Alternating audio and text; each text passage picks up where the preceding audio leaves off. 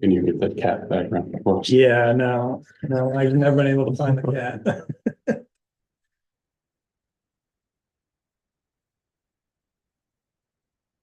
Right, and then close YouTube.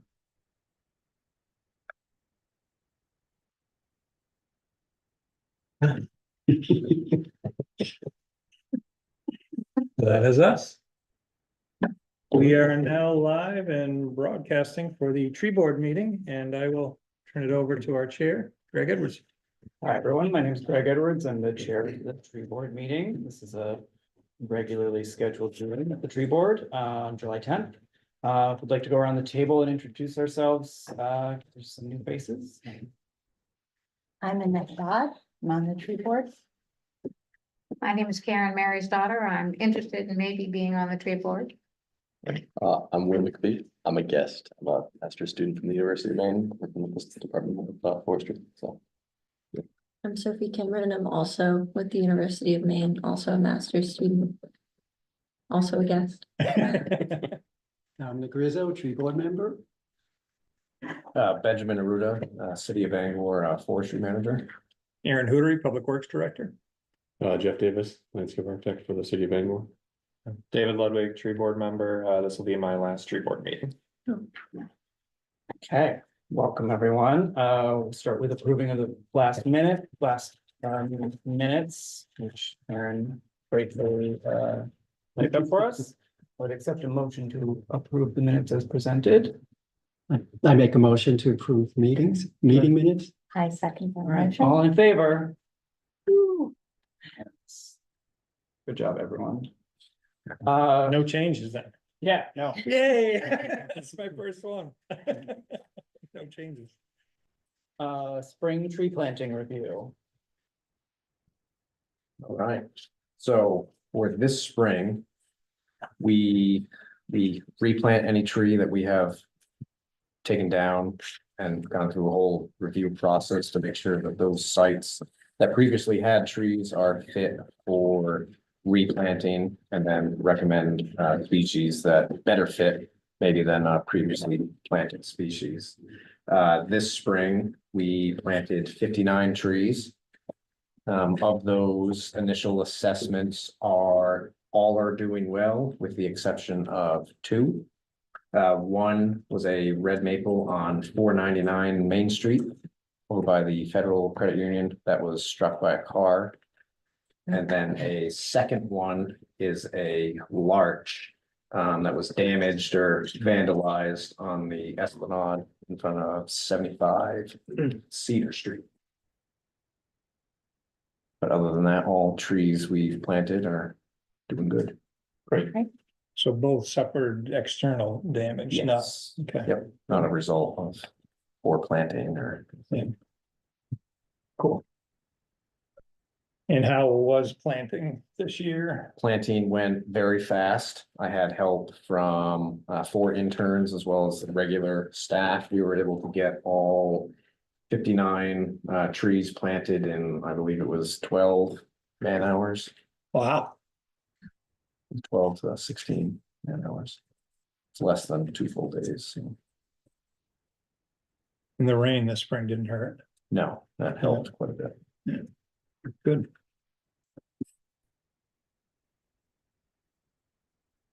Okay, any other thoughts on spring tree planting? Will there be, is that it for planting for this year, or the? For last fiscal year, yes. Okay. We're into a new fiscal year, and for fall of 2024, we're going to be planting dormant season instead of spring to have a better survivability. Yeah. This year so far, I have 77 locations marked out. They are still in need of assessments for species and then size of tree to get planted, and then I have to cross-check underground utilities, make sure everything is good as far as space goes. But there will be more spots based on previous removals, and then budget amounts allotted for this fall. How much does that leave left of requests? Because I know there's been like a backlog of trees we'd like to have seen planted. Internal requests that are in the previous resident work order system. I believe we've fulfilled all planting requests as far as I can remember. Just basic requests, not ones Yes. that Yep. we removed and then need to. yeah. Right, I was asking, yeah, but the ones that we've removed that will need to be replaced, is there? That list I don't have readily available. It goes from a removal and then it goes onto the stump grinding list, and then that list, once it is complete and then blown over, then it makes the planting list. Okay. Once the final assessment has been. We can start bringing that, Yeah, kind of the different stages. right, Straight up request for new versus replacement at this stage, and this stage. Start bringing that. okay. Yep. Great. That all Good sounds work. good. And the last question, I don't want to drag this out, but we usually buy from one vendor here in Bangor. We use different vendors this Yeah. time. How did that work out? Worked out great.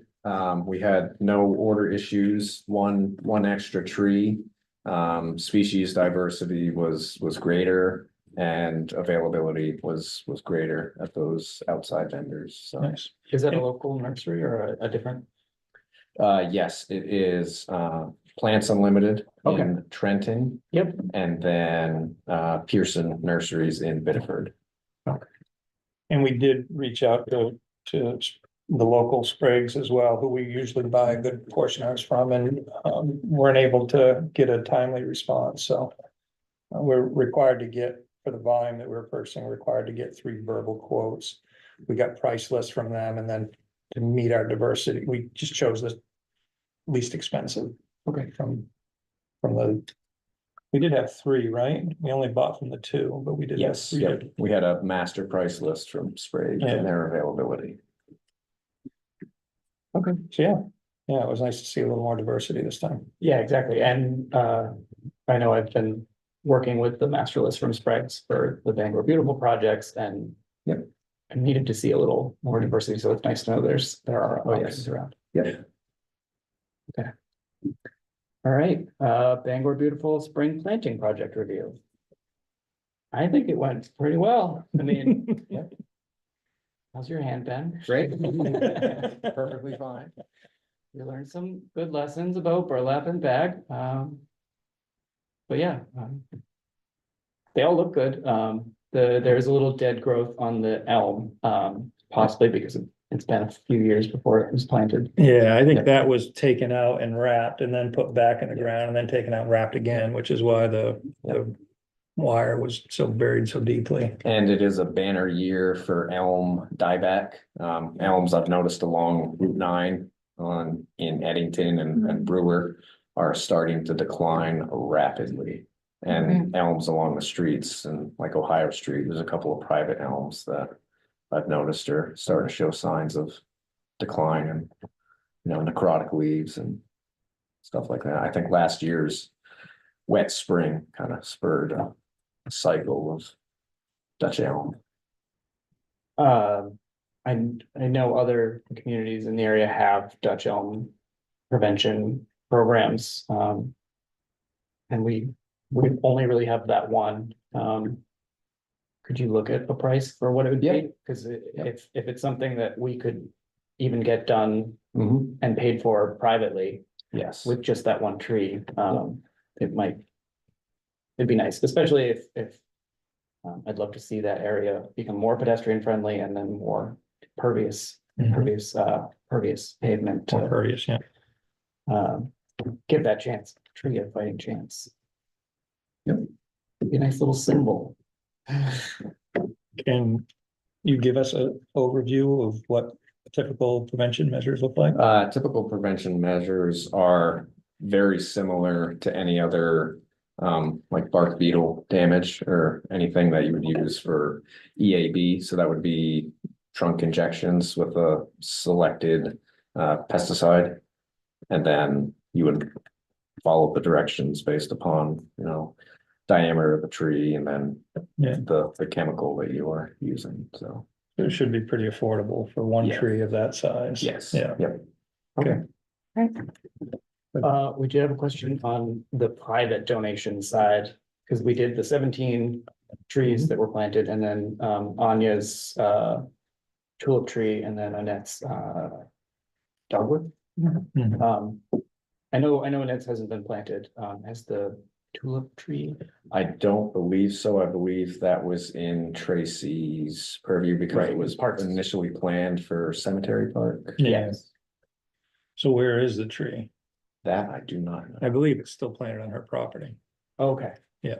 The one for Annette we paid for, it's at Sprague's, but Okay, it is large, so you'll need, all right. if you'd like I some. remember seeing the email. Couple volunteers to come help dig that hole. Yeah. I would reserve that for the fall, just during the dormant season, Right. have a much better chance. Okay, I will let Sprague's know, so they don't forget. I'm assuming they're taking care of it. I would hope so. It's at their plant nursery, so if they just let a big $500 tree die on their watch, then hopefully they're not doing that. Yeah. And that could be as early as like mid-September is typically when Okay, deciduous trees go dormant, so. What type of tree is it? it is a red brave dogwood, so more southern Yeah. United States.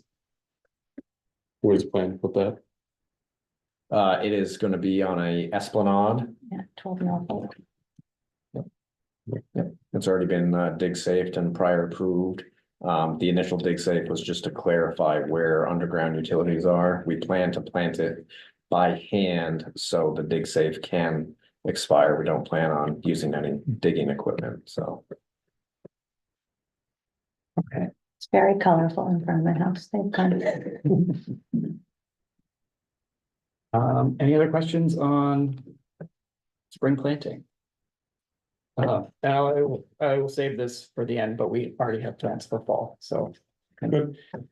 You want to go over that now? And We can, yeah. We're on the subject. We just had our trees and bees meeting 45 minutes ago, so that's where Dominic and Annette and I came from. Hopefully I have copies. They're different, so. Our committee recently repainted the Welcome to Bangor sign at the intersection of Oak and Washington. So our thought was, because there's a very large chunk of city-owned property out there, to fill it up with some trees. And so one is a map with the locations, and one is a photo of a couple of the different planting locations. And during our committee, we already came up with some changes we'd like to make because we'd like to do some evergreens as screens through there. There's a really ugly retaining wall on Washington Street that is full of graffiti and deciduous trees that expose it all winter long. We'd like to do some more climate adapted evergreens that will stand up to the warming weather. So the species we were looking at were white spruce and balsam fir, but we're gonna look at things that will do better as things change up here, especially with higher winds and warmer weather. I'm not sure if those would be the best species for those locations. And that's planting down below the wall? Yes, so that's there's a picture of it on the bottom photo. That's all city of Bangor property, actually. There is on the map, you'll see the gray area, an access road to the railroad. But Yeah, right next to the wall is city property. And so we'll want to do a little investigating what it's Yeah. like down there. It's probably really rough soil. really rough. Some old pavement, I think, and probably some pretty deep gravel. So, yeah, we can look at it. Interceptor runs through there right now. Is that the blue stormwater pipe? Is that stormwater? Or is Yes. it sewer? It should be stormwater. Oh, no, that is sanitary. I made the colors too close. That's I a think big, that's sanitary. I'm pretty sure that's a big, one of our interceptor pipes, so. I mean, that's just not that little tiny line, that's a big, Big one, yeah. yeah. Okay, So I can give you information on that though. okay. if you ever drive across the bridge and happen to glance down, that wall is, Yeah. it's always got fresh graffiti on it. Oh, yeah. It's a hotspot for invasives, especially that will be spreading up from the railroad and 395, so filling it in with something beautiful Yeah. and native, or climate adaptive would be a nice thing. And so for this project, we've gone and applied for a grant that we will know on in August. So we'll have a bunch of, hopefully, if we get the grant, we would have the funding that some of these projects, some of the planting could be done by like a hired landscaper, take some of the burden off of the volunteers. What grant did you apply for? A TD Bank grant. Oh, nice. Yeah, and they have a special focus on trees and greening spaces, and also their Bangor headquarters is like 1,000 feet away from the site, so. So we're looking at 25, 25. yeah. I just added them all up and then see that you've done that already. Good. Yeah. So any thoughts on this slightly more ambitious, but hopefully still manageable project? I think on the ground, we could, just double check spacing. It's really key for that. Yeah. Yeah. With the existing trees and everything. Just make Yeah. sure everything What has enough. are the trees that are already there? Red maples along Washington Street Okay, and an oak in the triangular island. okay. That is it. And there was some talk about the fact that the parking lot is so big. Oh. and Possibly think about if there's any way we could plant a tree or two in there. Yeah, so the Oak Street parking lot for the main career center, a lot of that. It's kind of hard to tell on this map, but there's a big thick white line that runs through it. The parking lot, probably because it's was a state agency, is built on city land. But there's a bunch of unused asphalt, especially close to the Oak Street sidewalk. And then you've got utilities running to that intersection for the whole corridor, like control panels Yeah. and stuff. If there isn't room to even squeeze service berries in there, there is asphalt that we could remove that's on city property. And also if we just opted to do that, you could do full-size canopy trees, because there are no overhead utilities Mhm. there. There's just a lot of underground stuff running to that intersection. Yeah.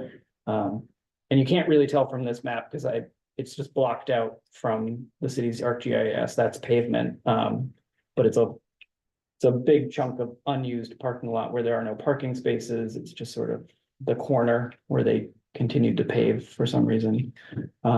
That's sitting in the public right of way. Where are we talking? I mean, I can take a ride over. Are we talking like back in here? It's not reflected on here? So it's right here. So Okay. the parking lines, Photo. the parking spaces are more in towards the middle, and then there's just Yeah. a big chunk on the corner Oh, I see. that Yeah, has yeah, yeah. no, It's this corner, yeah, it's this, right? yeah, you can almost see it in the third photo down. Yeah, that's what I was just looking at. Mm. I'm guessing that was meant to be a road down to that, you know what I mean? Mm. But Is it possible to depave some of that? I think that's what he's asking. Right. Well, we did it in the spring and I thought it turned out really well. I don't know how much work it was, but I mean, I wouldn't, And we don't want Do to a be a mouse lot. with a cookie, but. Yeah, no, well, I mean- especially of the three photos, that is the one that like looks the worst. Because there's no trees, there's Hmm. the tiniest of strips to plant in. Yeah. And it would make a really big impact if even the telephone guide wires are like out In the just thing. floating in the Yeah, pavement I see because that. they Yeah, were so aggressive with the asphalt. yeah, do you see any events going on in there that there's a lot of vehicles anymore? I just don't see a lot happening there. Yeah, let me dig into it. Okay. Yeah, that'd be great. Cause those could be tall, big trees. Yeah, There's nothing up above, and I don't know, there's some things down below. What a great spot always for it though, something coming like that. across the bridge. You know what I mean? And seeing. Yeah, it's like, welcome to Bangor, and then it's like Yeah. a whole strip of pavement. Exactly. To get some, I mean, I've always thought that having some nice big trees behind that welcome to Bangor sign would be really nice, but Yeah, let me dig into it and get back to you with some. Okay, and if Ben, if you want to send me any suggestions on evergreen species to look at that are more adapted, I'll do some research. If anyone has any thoughts, feel free to send them our way. Eastern red cedar, maybe? I love. But a question back to the question about depaving. You're saying it's possible because it's city property? Yep. Is that? Yeah, It might be more complicated than that.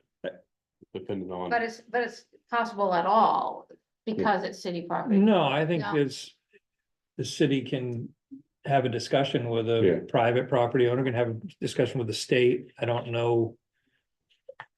Just within the city, there can be people that are against the removal of pavement, so it's always a discussion, you know what I mean? I don't think because it's city property, we have an automatic right to remove it, because I think No, there's if a there's lot an of approved site plan, stakeholders. but that doesn't mean we can go, the city itself can go. Do a site plan revision and take away that, you know. But it's not as easy just going in there and ripping it out. Yeah, the Esplanade that got removed. The Esplanade that was paved over at some point in the past, and then we removed it recently. That was a little easier because it used to be an Esplanade, you know what I mean? And I don't know if someone's over on. Yes, that you're talking about. On Hannon Street, on the top of Hannon Street, the one that was just dug up, you mean, and replanted? It was the old Ledbetters on the corner of Ohio and yeah. Hannon Street. Okay, Yeah. So this is just a little different. We explore each of these as they come up and see what we can get done. I feel like we've had a lot of support for what we've been doing so far, so. And it probably isn't, the amount of cars you see in there now probably is part Yeah. of what it is all the time, right? Yeah, Yeah. exactly. Exactly. Okay, Nice. any other thoughts on that before we move on? Okay, internship tree inventory progress. Can we push that down to the EAB update? Yes. Okay. Resident tree removal request. Zero. What we love to hear. I wish there was more like people coming to us being like, we need more trees. Yeah, we did, just to give you an update on something we discussed last year. We went to replace a tree on Dunning Boulevard last year. The resident said, no, do not want it, blah, blah, blah. That was the wrong thing. The resident said they do not want it. It had a variety of reasons they didn't want it. I think it was you, Annette, who suggested maybe we could use that center esplanade. So we planted in the esplanade and had an immediate uproar because supposedly there was an agreement signed by all the residents of that Dunning Boulevard with the city manager years ago that there would be no more trees planted there because they don't want to clean up the leaves, and they couldn't produce one. The tree is now planted. We're going from there. So another obstacle overcome. A tree that was taken down was replanted. And hopefully it does well, because the resident who was talking the loudest about it said that her neighbor was poisoning the tree and that's why it died. And there's a tree planted and we're keeping our eyes Well, on. everyone in this room supports your decision. Yes. Should tell them to read that article about Camden. Yeah, yeah, I know, huh? First thing I thought of when I saw that come up. Okay, brown tail moth response update. Yeah, it's, so, I think the trees responded really well to the treatments this year. Yep. It didn't hurt that we had, I think, a really strong, fungus growth that kills the caterpillars. I saw them on, the brown tail moth, but I also saw them on Eastern Tent Caterpillar. So I think it was pretty widespread from what I'm reading from Maine Forest Service. They were seeing that all over the state, so That's good to hear. that was great. I also saw, when I was down taking some pictures at the waterfront, what looked like a, what do they call it, a predatory wasp or Parasitoid. parasitic wasp going from cocoon to cocoon to cocoon. That's all it was landing on. So, and then I think it was a week later, one of the entomologists, Tom Schmelk, said that they were seeing it at other places as well. So that was a good thing. I've got some really dramatic photos of last year when we didn't treat an oak tree at Public Works, and this year we treated it. And last year just decimated about mid-June. I took a picture, and this year just completely leafed out. So, and there were still a lot of live caterpillars there, but I think they were all in a stupor and state of dying. So, yeah, the treatments, I think, in the parks, the 31 trees we treated worked well, and the adult moths just came out. I just put an update on the website today. They just came out. I think we got our first resident report, only at this point, only resident report on Monday. And then I found 2 under a light on Tuesday, 1 under a light this morning at Public Works. So they are hatching, and the update I put out said, turn off your lights at night if you can, that kind of thing, and explained why we weren't turning off street lights, which is always a contentious issue. But I'm gonna try to get that on social media too, so that we get a little more. I don't know that everybody follows our website all the time, so try to get the word out on that and get through another season. I'm hoping we see a lot fewer adults around the lights, because that will be an indication that the fungus really made some progress against the population this year. So, yeah. May I ask a question about the lighting part? If you have those very low voltage landscaping lights and they're yellowish color, a warm color, I mean, they're really subtle. Yeah. Should I turn, I mean, I don't put on my porch light or my, you know, those So lights. this year, Maine Forest Service put out, and I put it out in my update today, Dr. Angela Mack over at the university has found some has had research results that show yellow light does not attract them as much. Mhm. White and blue light is very attracting to Right. them. The yellow light is not as much. So it said if you do have to have a light out, yellow is the way to go. Mhm. So Mhm. I don't know what shades of yellow. There's actually, if you go on the Maine Forest Service website, they have a link to her research, and it may talk about spectrum. I didn't dig into that. So might give you an answer to yours. Great, thank you. Warmer lights are also better for darker skies. Yes. So Yes, they are. if you have any connections to the city electrician when he's ordering streetlights, but if you go with the lower Kelvin lights, those are they're safer too, because they don't cause as much like nighttime blindness. Yeah, the bright 5,000 warmth, 5,000 temperature lights are just blinding sometimes. We are engineering and public works, and feel like there's another group involved too, working on the development of a plan. The framework of a plan that we would bring to council and talk about. But we're also exploring adding modules. Each of the LED lights that we switch to have the ability to have a module plugged into them to kind of create a mesh network where you can turn lights down after a certain time or have a little more control over them. So we're looking at that as well. Yeah, it'd be really great. Dark skies are cool. Yep. Okay, Emerald, Ash Borer, and internship / tree inventory progress. Yeah, so before we get going, I do want to, you don't talk about Bangor Gardens, do you, in your presentation? No.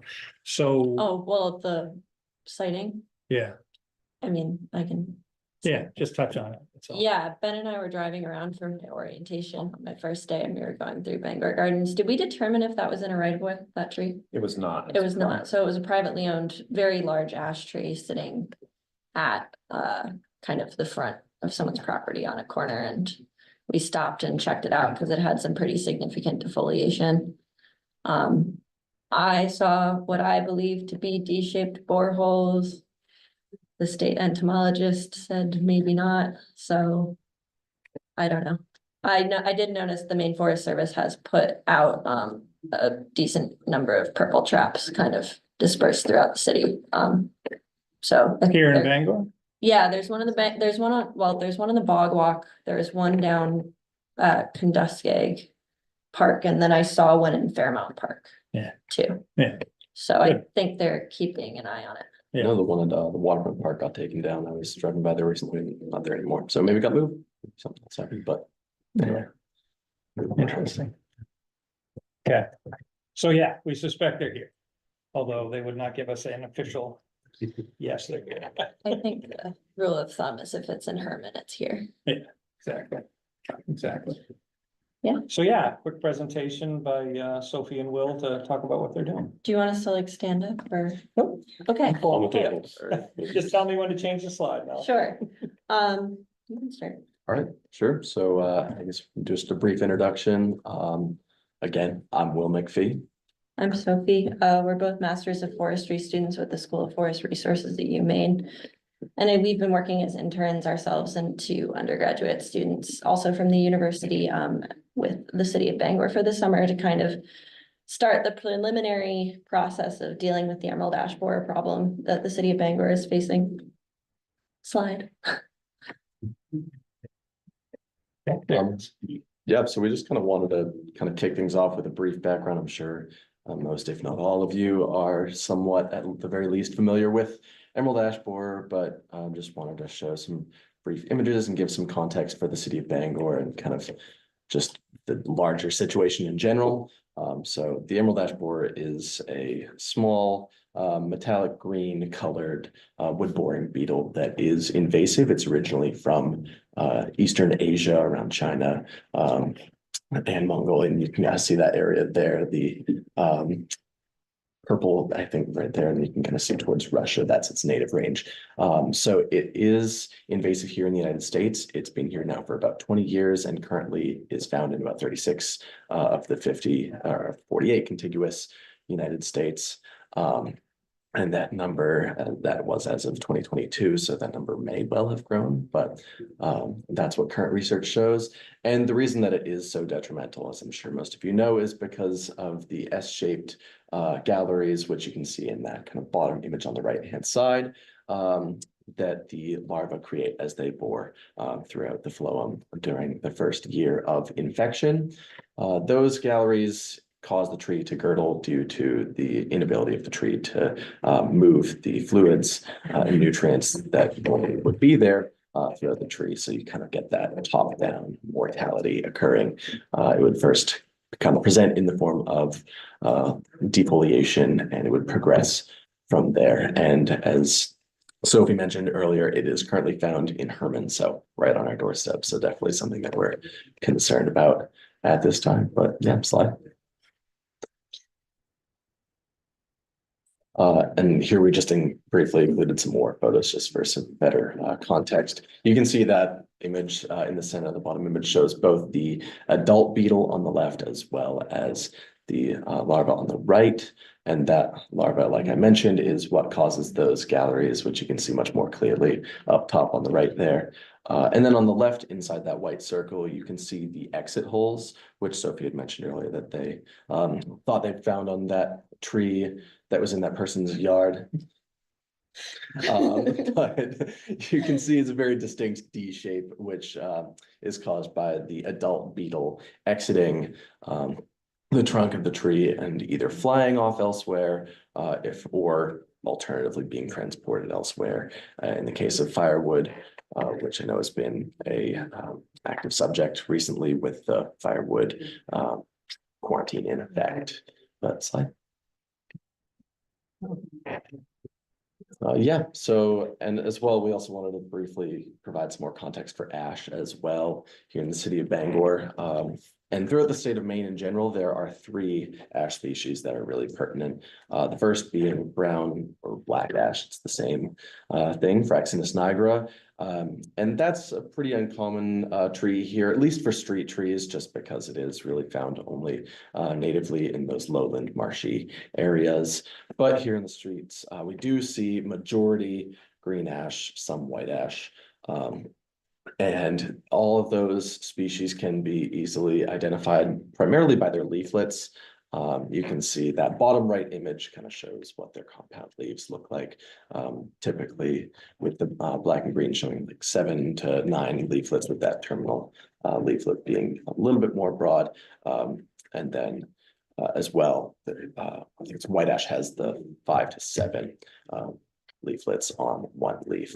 And so that's one way you can tell each of them apart, but all of them do have that diamond shaped bark as well there on that bottom third image. And you can kind of see how it forms that kind of elliptical or diamond shape, as some people would describe it. So these trees are very common in the city of Bangor just because they are very vigorously growing. They grow very fast with a very broad, thick canopy when they're healthy. Which makes them very desirable for shade trees, whether that's on the street or in someone's backyard. So very popular. And for that reason, if AAB were to arrive here in the city of Bangor, it comes as no surprise. It wouldn't be a good thing. But in addition to all that, they are also a very culturally important species for the Wabanaki people, which is definitely pertinent here in the city of Bangor, as we are only a stone's throw away from the Penobscot Nation headquarters in Old Town. And there are a number of Wabanaki individuals here as residents in the city of Bangor. So all things to be paying attention to as we consider management options. Last slide. So lastly, I just wanted to go over what my project is going to be looking like. And Sophie will talk more on hers as well, just to give you an idea of what I'm working on. So at this time, my research is primarily looking at what currently exists, doing more or less a literature review on the existing treatment options for emerald ash borer, specifically in the urban environment. So whether those are chemical treatments, physical treatments, or biological, looking at the various options, ways that can be employed, and kind of analyzing what can best fit the needs of the city of Bangor in its specific contexts. And from that, I will then be kind of creating an outline for a foundation that will then be used in developing Bangor's EAB response plan.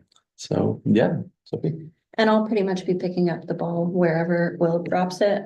So as you guys know, we're kind of doing it in tandem, which worked out really well, because he's done at the end of the summer and I don't finish it till next May.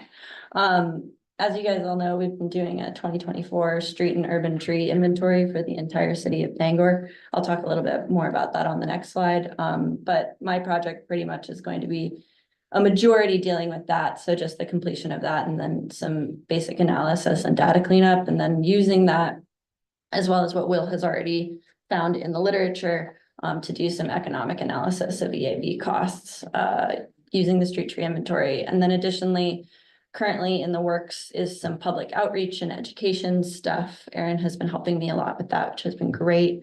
And then also, hopefully at the latter end of this, if things move along as planned, I'll be assisting kind of next spring in the development of an EAB management plan for the city. So just to do a quick little overview and update on the City of Bangor street tree inventory, as I've been calling it. I don't know if it has a more official name than that. But it has been completed, we believe. It's been completed to, you know, in terms of bulk data, and then data cleanup currently is what I'm working on. So just going through, making sure everything has accurate addresses, making sure that there are no repeat points, things like that would skew the data. Within that inventory, currently it is only city-owned trees on city-owned property, as well as within the right-of-ways of streets. And then we're not including any privately owned trees. We do have some thoughts on that, which we can maybe mention or talk about later.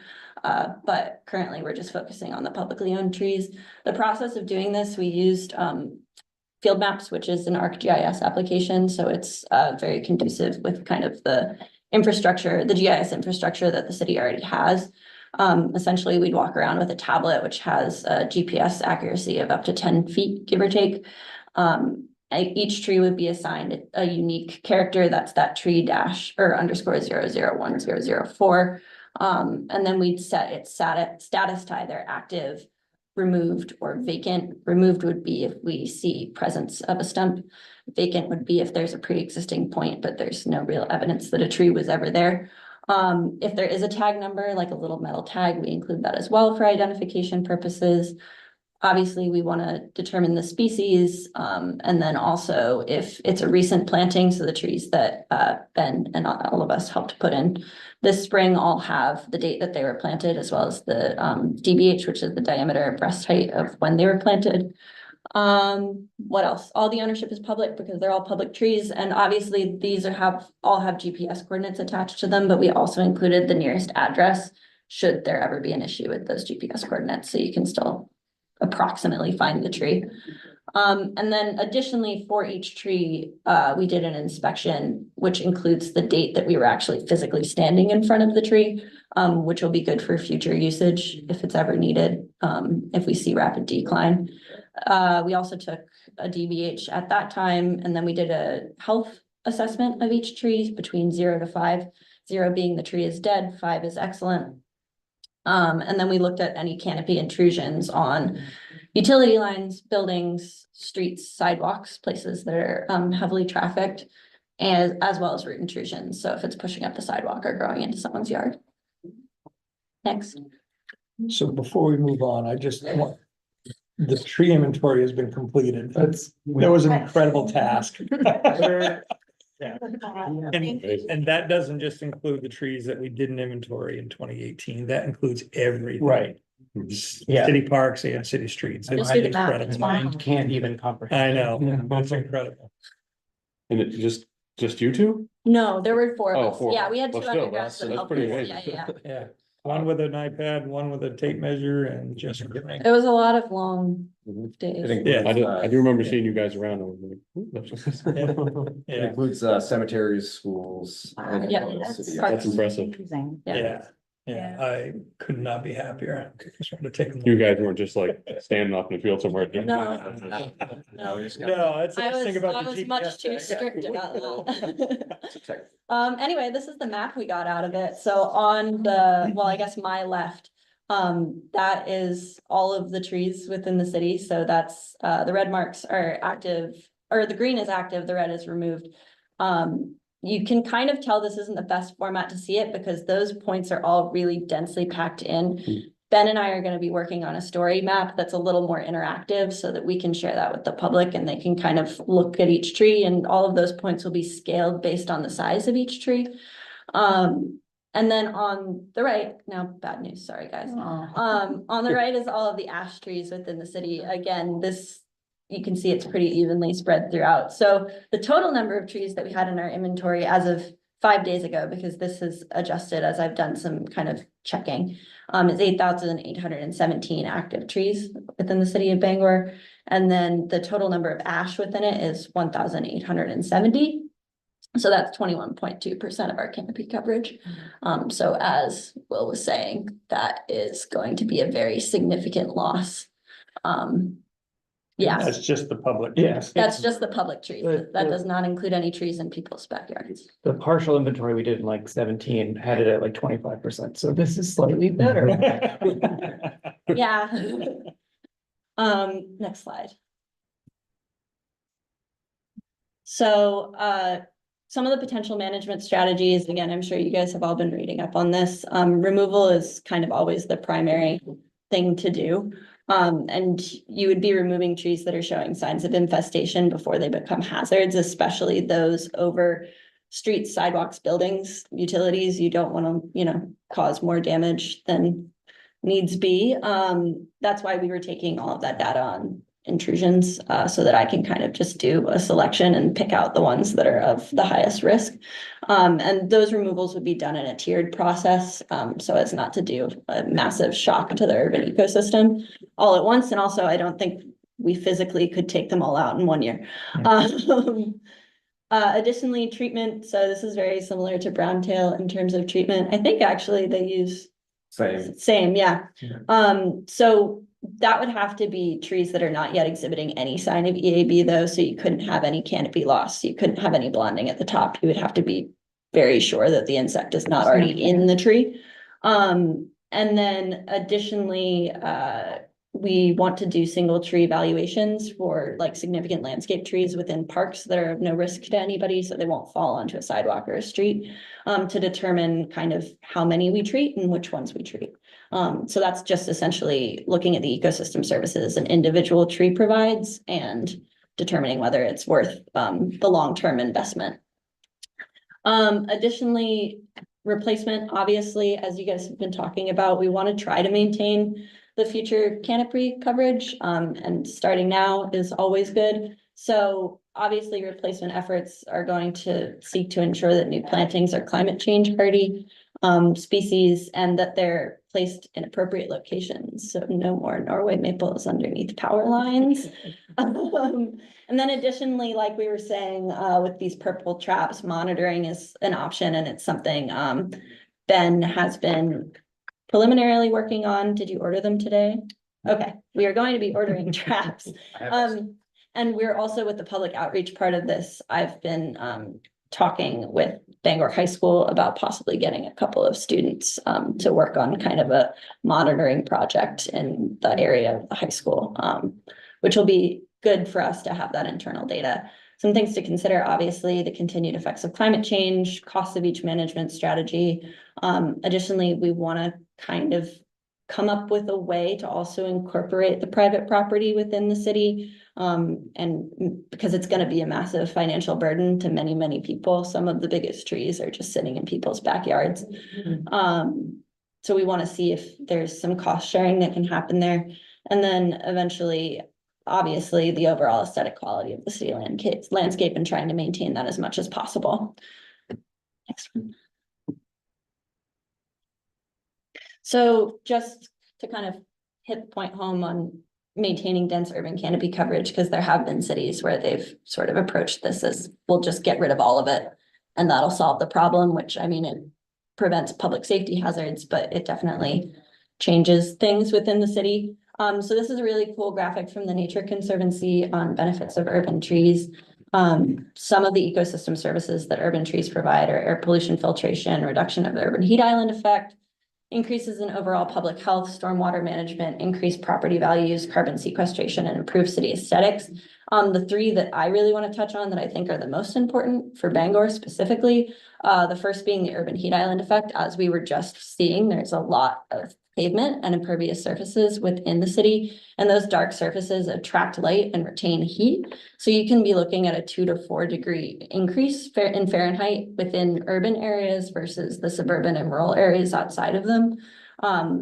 Obviously, the fewer trees you have, the worse that becomes. And as climate change progresses, we're looking at becoming an even worse problem. So it's all kind of compounding. Additionally, that would increase private homeowners' cooling costs throughout the summer. So that's another financial burden that we're looking at. And also, you know, health and safety risks to people who have pre-existing health conditions or the elderly, of which we have a decently large populace within the city of Bangor. So that's an important thing to keep in mind. Additionally, stormwater management, there was a study done in 2020 in the Midwest. They didn't say what city, I think on purpose, but it was described as a medium density urban area, which I would say is a decent description of the city of Bangor, where they purposely removed 29 green ash trees and then looked at how much extra stormwater was going into their stormwater system. And that was a 4% increase just within one season. So I believe it was from the spring into the fall, which was about 52,000 gallons extra. That was 29 trees. We're looking at losing about 1,000 within the next 5 years. So that is going to be an incredibly important thing to figure out a way to deal with. And one of the ways to mitigate that is to have more trees to soak up more water. And then increased property values. There are many, many studies that show that if there's an increased canopy coverage, that property values will also increase and reflect that. And that's for a multitude of reasons: more privacy in homes, lower cooling costs because your home is shaded, and you know, the physical and mental health value of urban trees is kind of hard to quantify, but it is definitely a linkage because of increased recreation needs. You're preaching to the choir. This. So in closing, just to kind of summarize what we were just talking about, there are a lot of cultural implications as well as economic and social implications here for ash trees. We want to keep them around as much as possible, knowing, of course, that there will be inevitable losses with EAB. So getting ahead of that curve and making sure that we're doing everything here in the city of Bangor that we can be doing to kind of get ready for that inevitable impact is important, all while bearing in mind, obviously, the significance of these species to the Wabanaki people, as well as to individual homeowners who have them in front of their houses, might have some attachment to them. Obviously, these are all important considerations to have, and so. Yeah, and obviously going forward, we'll be using that inventory data to kind of determine using numbers, what the best course of action is in dealing with this issue. And like Will said, getting ahead of it is in the best interest of the city. Acting now as opposed to in 2 years when trees are actually dead is always going to be the better idea. And also that maintaining dense urban canopy within the city is of great benefit, especially as climate change progresses. One thing I didn't say in the last slide with the stormwater part is with climate change, Maine is expected to have a 6-inch increase by 2050 in yearly precipitation. And obviously we are having more and more extreme weather events. So private home flooding, public flooding is going to become a much, much larger issue. So if we can head off some of those problems now, that's always for the better. But yeah, does anyone have any questions for us? Yeah. A few things. First of all, really appreciative of the work you guys did. That's fantastic. Second thing is, did you have many interactions with residents as you're collecting your data? And if so, how would you characterize those generally? Are you gonna cut down our tree? It was very polarized. It was very polarized. Either someone was like, thank God you're taking down that tree, and we'd be like, no, we're not. And then they'd be disappointed, and then they'd be like, how do I get it taken down? And then, or please don't take down my tree. Yeah. It was two very opposite reactions to us being near a tree. Otherwise, they just like talking to us, I think. Yeah. Makes them feel involved. And very equal amounts of both. It Yeah. was very much. Yeah. Either are you gonna. And cut it people down, really get it interested out. in what we were Yeah. doing, which was cool. Yep. Yeah, that matches what our experience is too. We either don't touch my tree, there's still one leaf alive up there and I Yeah. wanna keep it, or I saw a leaf fall off, it's dead, take it. Yeah, yeah.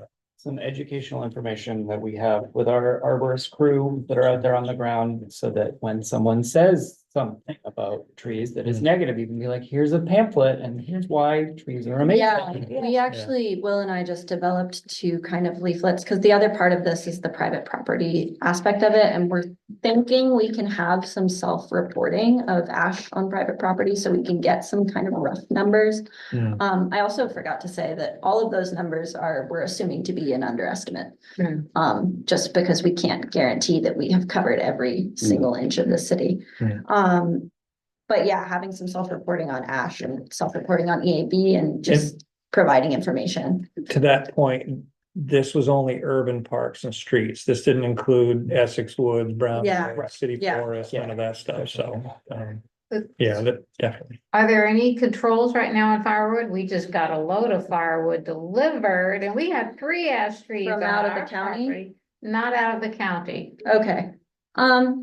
So the But are state there any- has some, right? Any There are controls? county restrictions. You're not allowed to Okay. currently take firewood out of Penobscot County or bring it into Penobscot County. Most importantly, do not bring it north, at this point in time. If you do take it out of the county, you should be burning it immediately.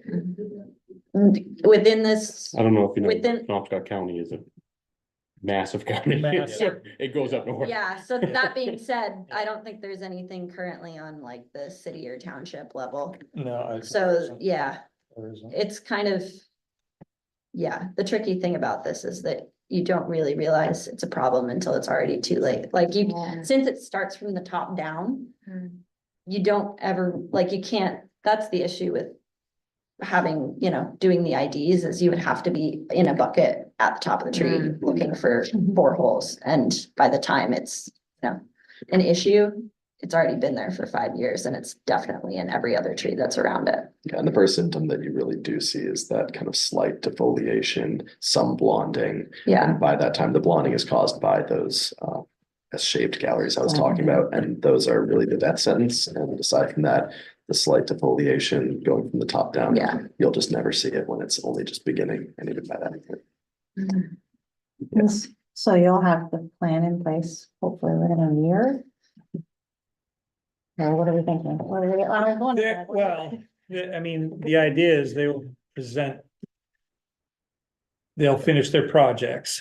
That information will be presented to the council along with hopefully includes our suggestion, but the cost is gonna be so high. Yeah. So it's gotta be something that will somewhat fit into a budget, you know what I mean? So I'm not sure what it's gonna look And like. it is- Their results are. Yeah, it is a People, so- multi-year, usually it's across a time scale of about 5 to 10 years. I know Portland enacted theirs in 2020, I believe. I think, I have to double check, but they still have some standing ash. So that is in significant decline, but they obviously haven't finished Was what they started. was it you who saw those? I was talking with somebody who was down in Portland and saw them remove. Oh, yes, yeah, all the time. Yeah, yes, well, absolutely. yeah. Yeah, So they're really hitting it hard this year, but I think Jeff Tarling was telling us they're kind of behind the 8 ball. yeah. So it is a significant cost, but spreading it out over several years definitely makes it more appealing. Do you know the damage in Herman or how widespread it is in Herman? Last I heard was just the first sighting. Oh, At that point, I would assume that it's progressed to the point that it's, Widespread. yeah, it's a tricky thing, because you don't want to be all doom and gloom about it, but it is a very doom and gloomy topic. There is some hope. Definitely, I saw some pretty good candidates for treatment trees in parks. Pretty large, nice looking ash. I still have to go through the data and pick those out and go double check them to make sure they don't have the EAP sign, but treatment, like with insecticides, would be something that we would want to be happening within this fiscal year. And we do, not to keep pushing you off, but we are finally getting employees licensed at pesticides, so we'll be able to start doing some of those, which will help us manage the costs a little better. The treatments ourselves, so. Well, first of all, thank you very much for this presentation and all the work you've been doing. Really appreciate it. When this information is presented to the council, and I'm guessing it will, is there going to be a comparison? If we do nothing, this is going to be the cost of stormwater and blah, blah, blah. If we do something, it's going to save, but we're going to have a healthy tree stock, and a healthy tree stock means that, well, healthier tree stock means that there's lots of benefits to the city that save all these things. So I think since you're talking budget wise, it has to be really a dollar and cents thing and sell it as something that's going We to have one of the save. best economists in Maine on the job too. I just got Adam Digno added to my Nice. review board, so. So she's already written some preliminary, or did some preliminary economic estimates, and I think that cost benefit analysis is a critical part of it. You know, what I mean, Yeah. this is what it's gonna cost us if we don't deal with it versus, being proactive. And the single tree valuations too, I think will be a good promoter for not just cutting everything down. Hmm. I'm hoping, and there have been, sounds kind of silly, but it has shown to be effective in Canada. Cause I don't know if you mentioned, there are 5 provinces in Canada that also have it, and if you look at the map of dispersal, it always comes into ports and then it spreads out from there, so that's why it's not the usual pattern of like entering somewhere in the mid-Atlantic and then spreading out in each direction. But there has been some single tree valuation done on park trees in, I believe it's Toronto. And then they put like a little sign of like, this is how much I cost and this is why I cost this much. And it has been really good public information and also solved some of the issues with vandalism of trees. Nice. Hmm. A lot of good work going on there. Yeah. I don't wanna take over the meeting. Have you guys given any thought to potential for urban wood salvage or reuse if you're gonna be cutting that many ash? I know there's obviously firewood quarantine. Has there been any thought of using that wood locally? Yes, yep, I will be taking a urban wood utilization course.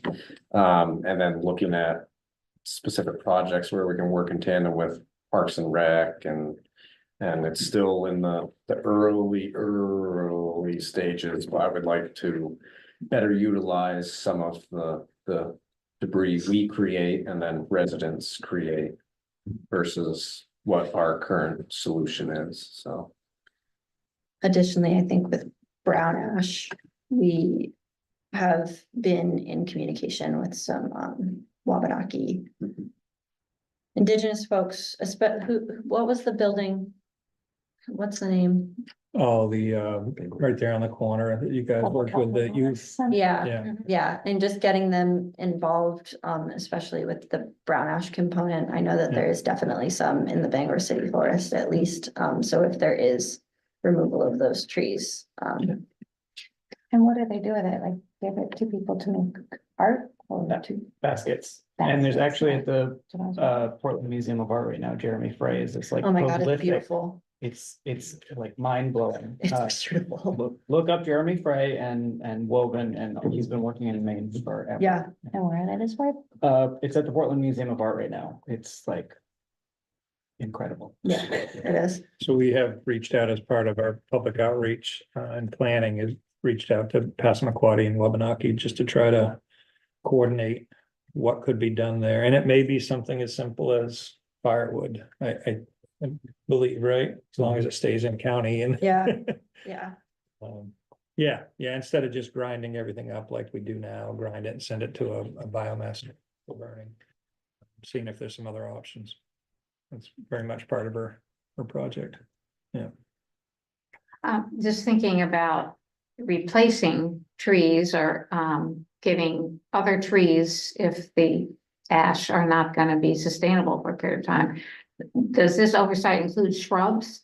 Because there are many shrubs, native shrubs, that would soak up a lot of water and grow very quickly in some places. So as far as choosing a selection that would be a shrub, I'm working on diversifying what we traditionally plant. So I would prefer a canopy tree where a canopy tree would thrive, and then smaller, easily maintainable shrubs and lower growing trees can go, where traditionally we have just loaded esplanades for miles and miles with flowering crab apples, and that's all you see, kind of diversifying and choosing some unusual things that are hardy, and then doing some assisted migration for smaller shrubs from southern New England.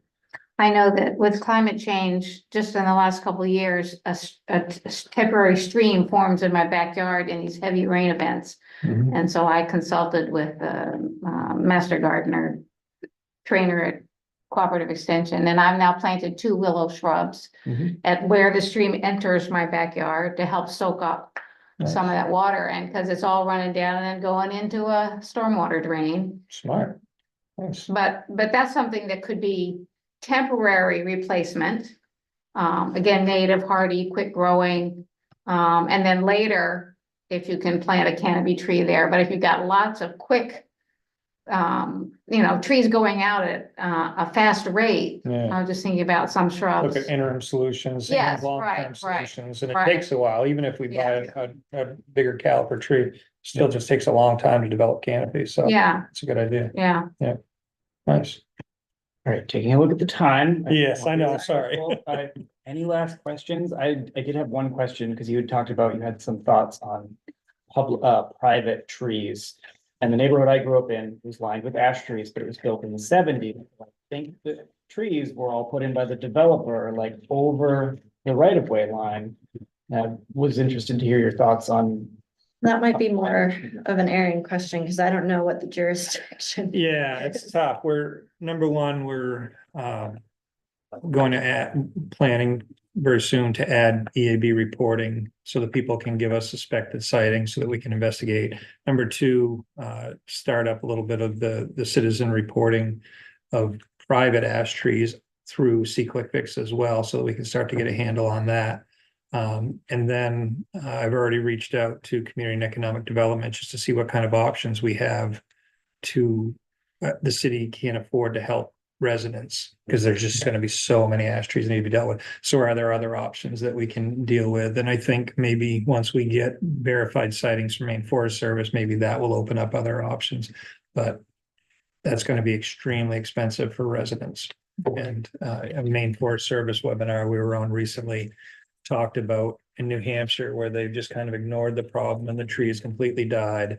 And just on a clear day with no wind, just the tree collapsed, you know what I mean, in someone's front yard. Now you know what I mean? That's just such a risk. And I know for a fact that there's gonna be a lot of residents who will just turn a blind eye to it because they can't afford to do anything else. So, yeah, we're looking at options there. You're right. There's neighborhoods where they planted them all just behind. Well, the neighborhood where we thought we saw it. Yeah. Is all ash. Yeah. And they all look like that, so And are they all on the right of way or all? they're all, All on private property. And I'm concerned we're gonna lose those and they're not gonna get put back because we have a split of people that don't want trees. Yeah, so, but looking at other communities that have been dealing with this, trying to develop a program where the city will sponsor the planting, you know what I mean, and then try to create a partnership with the resident, make sure they understand their property is worth more. They're replacing that tree, you know what I mean?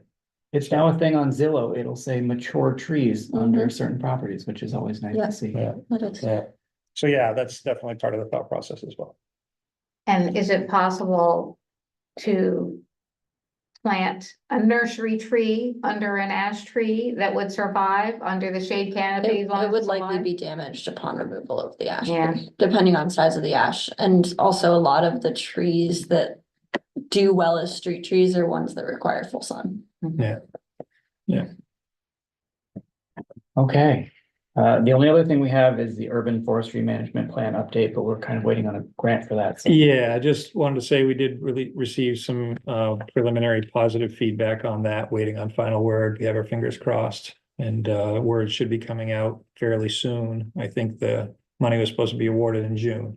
But the evaluation process has taken a little bit longer, so that's, I'll take any news. Take that news as good news. Yeah. Yeah, so we'll see. And if we get it, we can go to RFP and we don't need to wait for a different budget cycle. We can, Yeah, exactly. okay. Exactly.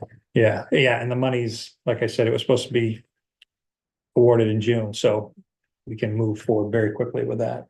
Then we need to decide what that's gonna look like. Okay, yeah. Well, thank you, Sophie. Thank you for having us. Yeah. Chair, may I ask, this Yeah. does say other items on here Yes, too. yeah. Are we done? We'll take other items for a few more minutes. I just don't want to keep people Okay. too late. Okay, Yes. if I may.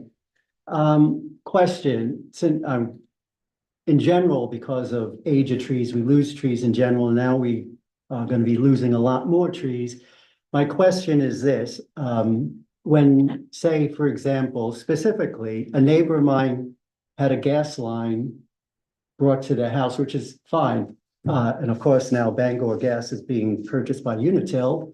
But the line went from one side of the street, across the street to their house, Layton Street. And believe me, the person that owns the house has the right to have the gas. I have gas as well, at my house. It was very close to two really nice looking trees that are on the corner. And I'm wondering, are there guidelines? Or is there a way of, I mean, are they damaging potentially serious roots Mhm. to these trees when they're not too far from it when Within they're, the drip line of the tree. yeah, oh, definitely. Yeah. Oh, within feet of Oh, the yes, trunk. oh, yes. They're about to come right in front of my house and the next day. Yeah. Is there the, anything we could, I The mean, that- ordinance says that trees can be removed for infrastructure purposes, and that would qualify technically as that, and I know that houses have done that. Mhm.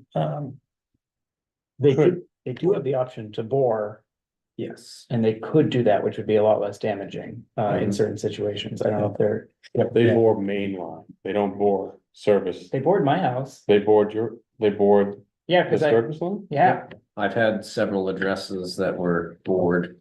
I That didn't know they did that. I did, because we just had our street repaved and I was like, you are not cutting across that street. You're going under it. I mean, So, yeah, something. well, I the can reach out permitting to comes them, through yeah. engineering for that, for the main line, of course. Yeah, Um, I know. But Yeah, I that's saw, something- yeah, I saw them boring on another side street near us, but on our street, they're digging up the whole trench.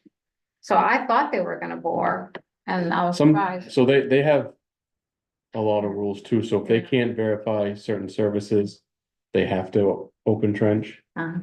So it's a multifaceted permit process, but maybe we're not doing a good enough job with, some Yeah, of at the least we tree- can the tree stuff. initiate a conversation with them and see Yeah. what their process is. But is there any, you're asking, is there any evidence that it's actually harming the tree when they're? I'm wondering, yes. Well, And if it's if there's within the anything- drip line, it's affecting the tree, there's no doubt, I mean, it's just a matter of, are there other options, whether it's boring or whether it's, okay, they attach down here and come in, at an angle or something.